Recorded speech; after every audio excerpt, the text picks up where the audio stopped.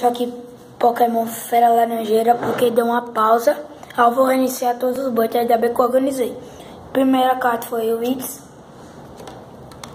Segunda carta foi Machoke. Terceira carta foi Chimix. Passei. A terceira carta é o Glafelli. Terceira carta é o Chort. Aí essas foi. Todinha. Aí do outro pack foi energia dupla. Foi uma latinha, não foi? 10 latinha e a X. Aí foi um Sex, um Pentic, um Lip Up e um Encanto Severo. Aí eu vou abrir o Kyogre. Nossa, acho que vai vir alguma coisa nesses dois. Vai, Copag. Viu alguma coisa? Veio. Eu acho que veio. Acho que não veio. Deixa eu ver aqui. Acho que sim.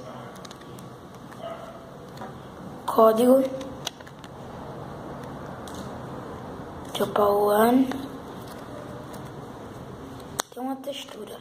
Acho que não é não. Primeiro é Ondig. Segundo é Hippopotas. Terceira carta é Electric. É um Ralon. Zara. Spitower. Boa, muito boa. Valeu. Uma rara. Deixa eu organizar aqui os packs. Tipo packs. Agora o nosso último pacote. Tem que vir um X. Já veio um X, quero mais um. Por favor, meu Deus. Quero mais um X.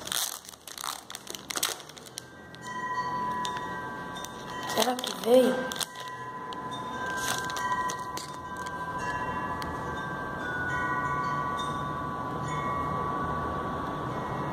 Acho que sim. Vamos ver. Código. Chopawan. Primeira carta é um Febas. Shix. Trágico. A menor evolução do Sceptile. E Bidoof. Deixa eu ajeitar aqui. Torcer pra ver uma X. Sharped. Eu muito boa, veio. 2 raras. Queria que viesse só X. Que droga. Mas valeu a pena. Veio o Sharped de raro. O Sceptile. E o Sharped, que ele era latinha. Valeu, galera. Foi essas 3. Deixa eu ver se eu ganhei mais outra, né? Aqui. Deixa eu ver aqui. Toshi, Glafelli, Machoke. Acho que ganhei só isso de boa mesmo. De raras foi. E foi essa X. Sceptile. E Shellder. Sei lá como fala isso não. Valeu, galera. Deixa o like. Aí se inscreve no meu canal.